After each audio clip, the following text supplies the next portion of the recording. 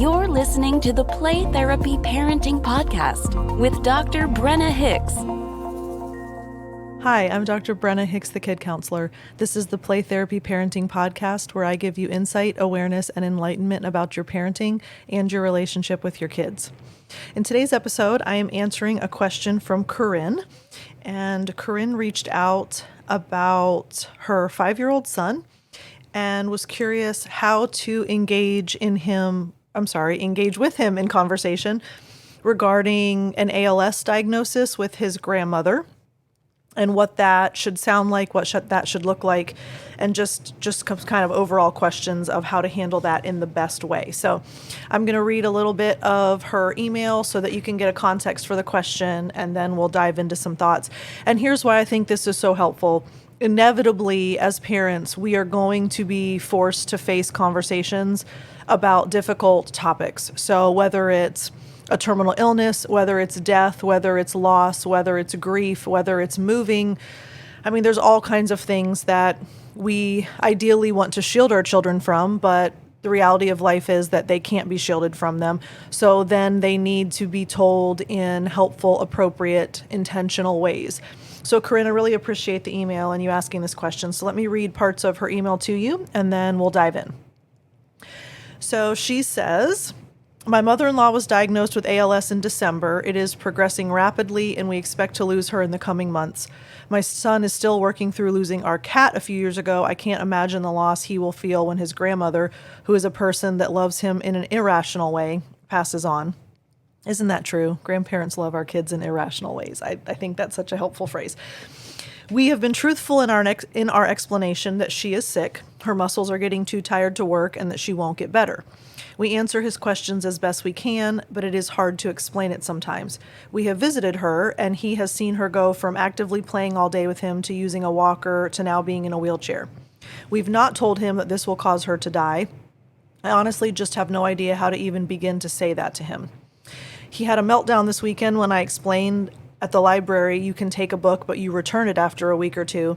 So I'm imagining an epic reaction to anything I say about his grandmother's illness will end. We wanted to be prepared to help him through it and feel now is the time to set ourselves up to handle it since we will be grieving too. I was hoping you could talk about this topic. I tried to read up on it, but the best I could find was a book from the 90s, and it was mostly about parents passing away. Thank you so much, Corinne. Okay. So, Corinne, thank you so much. I think this will really be helpful to so many of us. And let me say this before we dive in. Often we think that because maybe something like this has already happened, there's a statute of limitations, or we've somehow missed an opportunity to have these discussions with our kids. So you might be listening and saying, gosh, I wish I would have heard this podcast a year ago before XYZ happened, and I didn't say the things I could have said, or I didn't handle it in the way that I wish that I would have. The beauty of being a parent and raising kids is that you can always circle back to an issue, and you can always bring something up if you would like to address it in a different way. So whether you are preparing for a future conversation or whether you might want to circle back to something that's already taken place and you can have a different kind of discussion with this information, I hope that you will find this helpful. The path to calm, confident, and in control parenting starts now.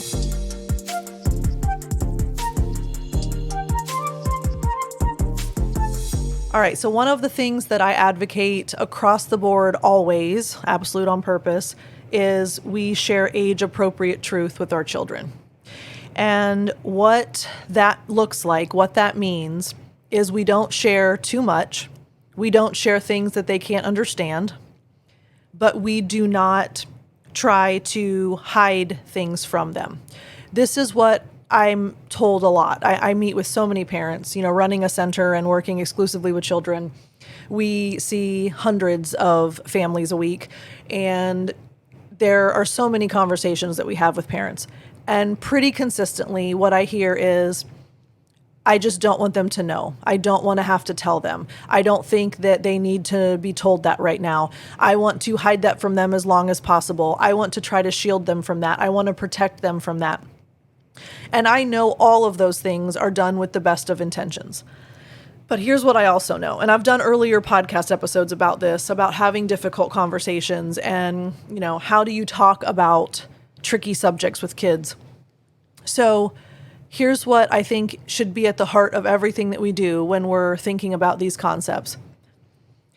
By choosing to tell age-appropriate truth, there is never a chance, no possibility, that a child will feel betrayed, that a child will resent something that we did, or that they at some point realize that they were lied to. There's no chance of it. But any other option that we take, that is a risk. And you know how much I value and teach and train and coach on relationship. So preservation of the relationship necessitates that we tell age-appropriate truth, because any other alternative creates a fracture. And there's the possibility for a lot of fallout for that. And that's not what we want. So age-appropriate truth becomes a requirement. And that means we share things in very simple terms. We share things in ways that a child developmentally can understand. And we don't give the child more information than they need. The goal is to fill in gaps of information. So what might a child need to know or want to know? And you answer it in the simplest, easiest of terms, and you leave it at that. You don't need to give illustrations. You don't need to talk more than you need. You don't need to let your own emotions or opinions get involved in it. It's just age-appropriate truth. So Corinne, you mentioned saying she's sick and her muscles are getting too tired to work and that she won't get better. Those are examples of age-appropriate truth. Because a child can understand being sick. A child can understand muscles being tired. A child can understand not getting better. Those are appropriate statements to share so that the child is not wondering what's going on. We eliminate so much confusion, difficulty, frustration, resentment. I could go on and on. We get rid of all of those things when we give a child information so that they're not left to try to figure it out for themselves. So age-appropriate truth is by far the most important piece of this conversation. Another thing to keep in mind, don't bring the discussion of her death up until it's necessary. Here's what I mean by that. Time is very skewed for children, especially for someone as young as your son. At 5 years old, a day feels like an eternity, and a week feels like infinity, right? So yes, your mother-in-law is deteriorating. Yes, the disease is progressing, but he does not need to have a conversation about her dying until it's pretty clear that it's going to be pretty imminent. Because what will happen otherwise is you'll have a conversation, and if a month or 2 months or 3 months go by, that feels like a lifetime for a child. So you always want to make the discussion relevant to the timing, and it's only brought up when it's needed. So if you realize that, we only have a week or so, or we only have several days, that is when you would want to have the discussion about the death itself. However, what you're doing in discussing the changes that he's going to notice, that is going to be very, very important. So as you continue to visit and as he continues to see changes, you absolutely want to bring those topics up to discuss. But you can wait on the death discussion until it's more close to that stage.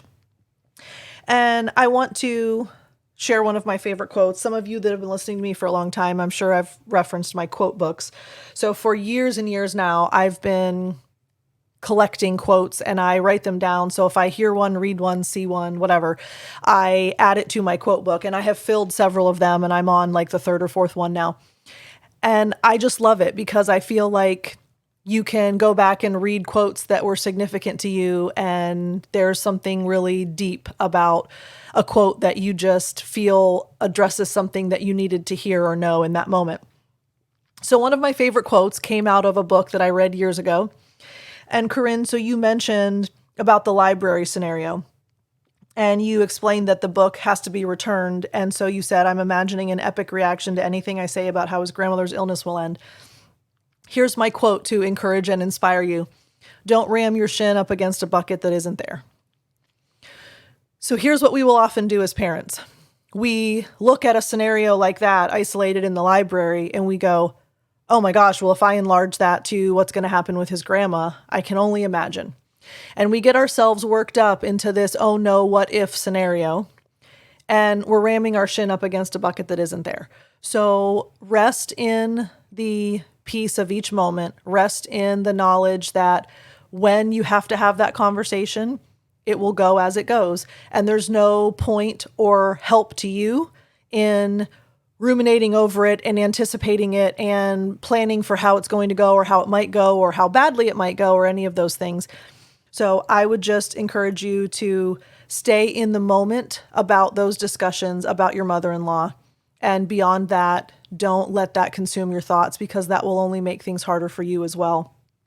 And I think finally, when we have conversations about topics like this, we have to be prepared that our kids are going to ask us questions. And sometimes you can't plan for the type of question you're going to get asked, and therefore you can't plan your response.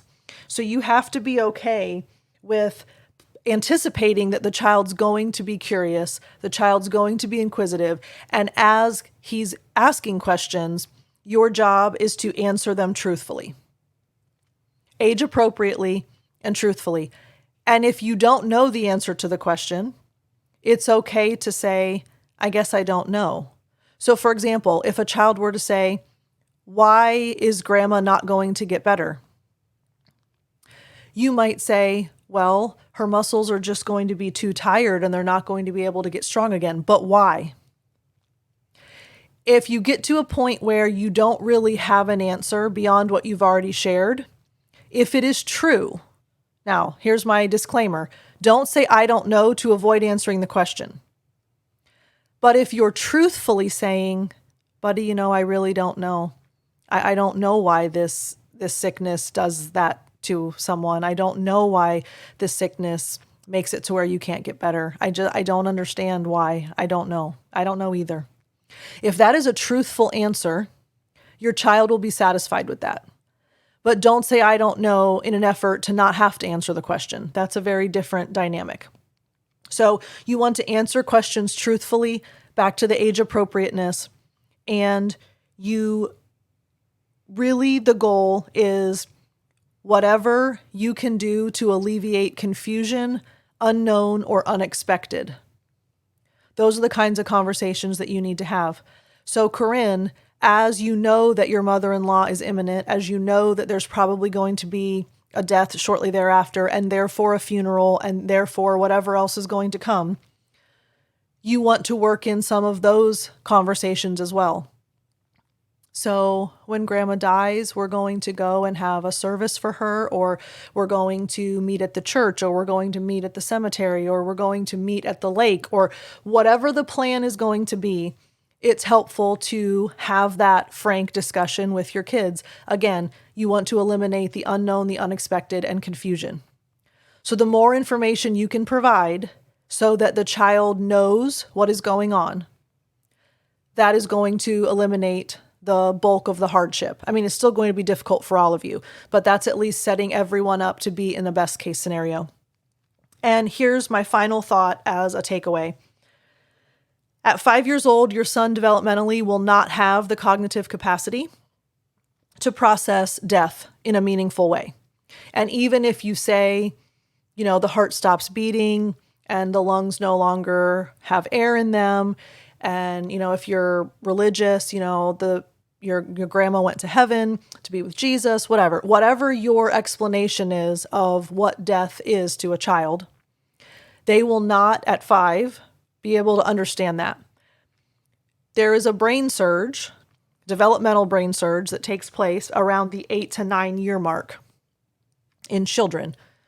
So what happens at that point is, because they have a new cognitive capacity that they did not have before, they will start to process things that happened in their past because they're finally able to.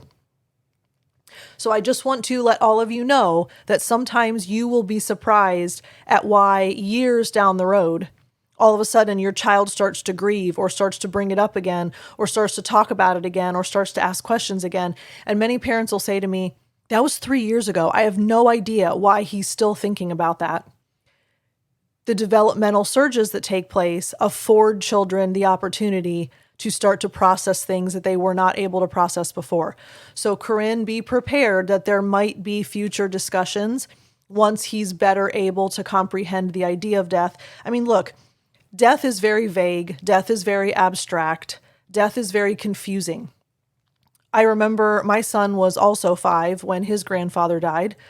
And when I was having the conversation with him about his grandfather dying, I said, well, he went to heaven to be with Jesus. And he said, well, is he going to come back once he goes to heaven? And in his mind, heaven is a place that you visit and then you can return.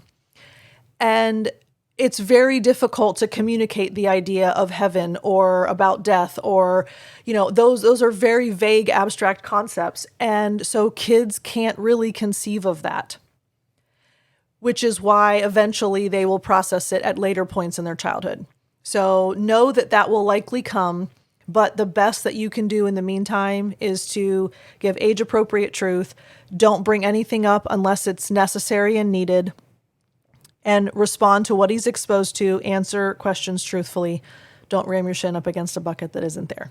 Corinne, thank you so much for your email. And I really am sorry for what your family's going through. And my prayers are with you. I'm prayerful that things will be as easy as they can be in a difficult situation. So if you are interested in getting a question answered on an episode, please email me, brenna@thekidcounselor.com.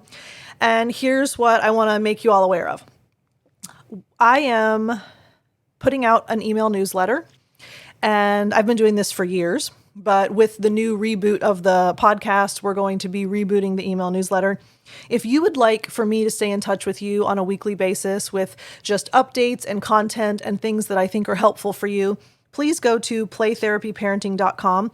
You can sign up for the newsletter there. When you subscribe, I will send you a video of a workshop that I did on birth order and how birth order affects your child's personality.